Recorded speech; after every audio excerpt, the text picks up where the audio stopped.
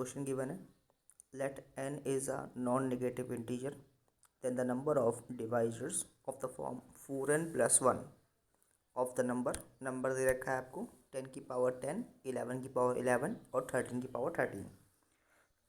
तो पहला काम करना क्या होगा, हमें इसको प्राइम फैक्टर्स में करना होगा कन्वर्ट। तो हमने इसको पहले प्राइम फैक्टर्स में कन्वर्ट कर लिया, तो ये हमारा कुछ ऐसा आ गया। अब देखो नंबर चाहिए हमें क्या, 4n प्लस 1 के फॉर्म का। ठीक है, अब देखो इस क्वेश्चन में पॉसिबिलिटीज़ क्या क्या बन सकती हैं।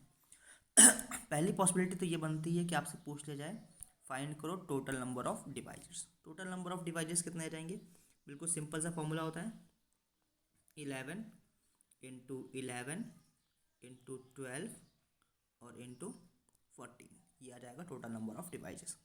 अगर पूछता है total number of even divisors, तो इवन डिवाइजर्स में क्या होगा, आपको कम से कम कोई एक 2 पिक करना ही पड़ेगा। अगर आप एक 2 पिक कर रहे हो यानी कि 2 को पिक करने के तरीके 10 इंटू 11 इंटू 12 इंटू 14।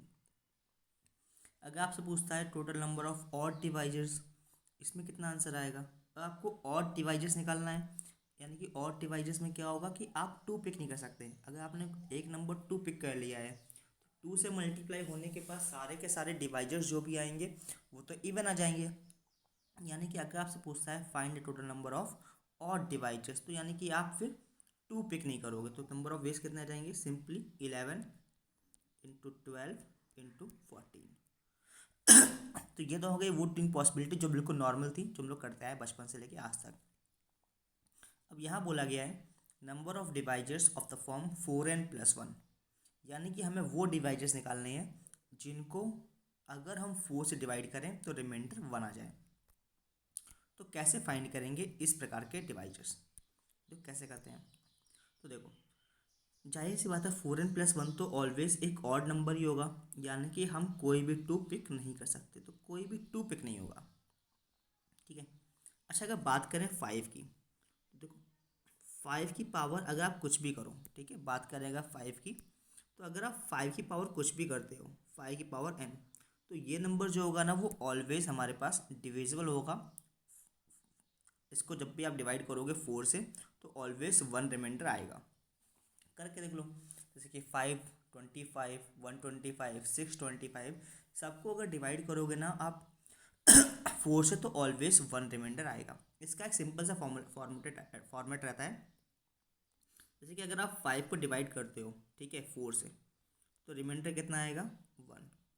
तो इट मीन्स अगर आप 5 इंटू 5 को डिवाइड करोगे ना 4 से, तो रिमाइंडर आएगा इसका रिमाइंडर 1, इसका रिमाइंडर 1, दोनों के रिमाइंडर को आपस में मल्टीप्लाई कर लो तो फाइनली रिमाइंडर 1। ऐसे ही अगर बात करें 5 क्यूब की, तो इसका रिमाइंडर 1, इसका रिमाइंडर 1, इसका रिमाइंडर 1, तो ओवरऑल रिमाइंडर तब भी कितना आएगा 1 ही आ जाएगा। तो इस प्रकार से, तो अगर आप 5 की पावर 10 का रिमाइंडर निकालोगे 4 से डिवाइड करने पे तो वो 1 ही आएगा। ऐसे बात करेंगे अगर 11 की पावर 11, इसमें क्या होगा, तो अगर आप देखो 11 को डिवाइड करते हो 4 से, तो 11 को डिवाइड करो 4 से तो रिमाइंडर कितना आएगा, आप बोलोगे रिमाइंडर आएगा 3, लेकिन हम ये भी तो बोल सकते हैं कि रिमाइंडर जो है -1 आएगा। 11 की पावर 11 है, ठीक है, अगर बात करें सिंपली एक 11 को डिवाइड करेंगे, यहाँ बात करी जा रही है बेस वाले 11 की, तो डिवाइड करने पे रिमाइंडर आएगा -1। तो अगर 2 11 हो तो रिमाइंडर कितना आएगा, पहले वाले 11 का रिमाइंडर -1, दूसरे वाले 11 का रिमाइंडर -1, तो कुल मिला के +1, यानी कि 121 को अगर हम डिवाइड करेंगे 4 से तो रिमाइंडर आएगा +1। आपकी बात करके देख सकते हो सिंपली। अगर आपके पास 3 11 हो गए तो क्या होगा, एक 11 और आ गया, तो 11 इंटू 11 इंटू 11, तो इस बार कितने हो जाएंगे, 3 हो जाएंगे -1, तो नेगेटिव आंसर आ जाएगा। ऐसे ही अगर चौथा 11 ले आओगे तो +1 आंसर आ जाएगा।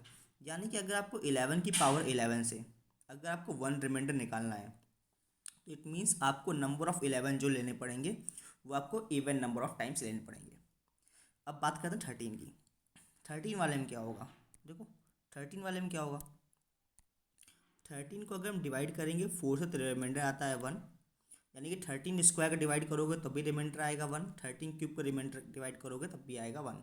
ये 13 का रिमाइंडर 1 है, तो 13 इंटू 13 का रिमाइंडर 1 इंटू 1, 13 13 13 का रिमाइंडर 1 1 1, तो इस प्रकार से 13 की पावर कुछ भी करोगे रिमाइंडर ऑलवेज 1 ही रहेगा 4 से डिवाइड करने पे। तब आते हैं क्वेश्चन की तरफ। अब क्या होगा, अब जैसा कि हमें मालूम है कि 2 को तो छोड़ ही देना है, 5 की पावर 10 का रिमाइंडर 4 से डिवाइड करने पे ऑलवेज 1 रहता है, 13 की पावर 13 का रिमाइंडर 4 से डिवाइड करने पे ऑलवेज 1 रहता है, और 11 की पावर 11 मतलब 11 की पावर कुछ भी लोगे, यानी कि 11 की पावर कुछ भी में क्या होगा, जब आप इवन नंबर लोगे तो रिमाइंडर 1 मिलेगा, ऑड नंबर लोगे तो रिमाइंडर -1 मिलेगा। अब 5 की पावर कुछ भी, इसका रिमाइंडर ऑलवेज 1, 13 की पावर 13 इसका रिमाइंडर ऑलवेज 1। तो हमें चाहिए ओवरऑल तीनों का मल्टीप्लाई करने के बाद रिमाइंडर 1, तो वो कब आएगा, जब हम लोग 11 की पावर कितनी कर लेंगे, एक इवन नंबर। तो अब इस प्रकार से पिक करना शुरू करते हैं। तो देखो 5 को पिक करने कितने वेज हो जाएंगे। अब 5 में से तो आप कुछ भी पिक कर लो, ठीक है, 5 वाले में से तो आप कुछ भी पिक कर लो, आपका रिमाइंडर ऑलवेज 1 ही आएगा। तो 5 की पावर 10 है, तो पिक करने के नंबर ऑफ वेज 11, क्योंकि 5 को पिक करो और चाहे मत करो, 5 की पावर 1 ले लो, 5 की पावर 2 ले लो, 5 की पावर 3 ले लो, तो 5 को पिक करने के 11 वेज। 13 की पावर 13 में से 13 को पिक करने के नंबर ऑफ वेज 14, क्योंकि आप 13 पिक करो और चाहे मत करो, ठीक है, वो रिमाइंडर आपका ऑलवेज 1 ही देगा। 11 की पावर 11 में क्या होगा, इसमें आपको नंबर ऑफ 11 जो हैं वो आपको इवन पिक करने पड़ेंगे, यानी कि 0, कोई 11 पिक ना करो, नंबर 1 बन जाएगा, और वो भी हमारा 4n+1 टाइप का ही होगा। तो एक पॉसिबिलिटी क्या होगी कि आप कोई 11 पिक ना करो, अगली पॉसिबिलिटी 2 11 पिक कर लो, 4 11 पिक कर लो, 6 11 पिक कर लो, 8 11 पिक कर लो, या फिर 10 11 पिक कर लो। तो 11 को पिक करने के टोटल नंबर ऑफ वेज 6। इस प्रकार से आंसर जो आया वो आया है 924। आई होप आपको समझ में आ गया होगा। मैं अभी एक क्वेश्चन और डाल दूंगा, ठीक है, इस टाइप का ही।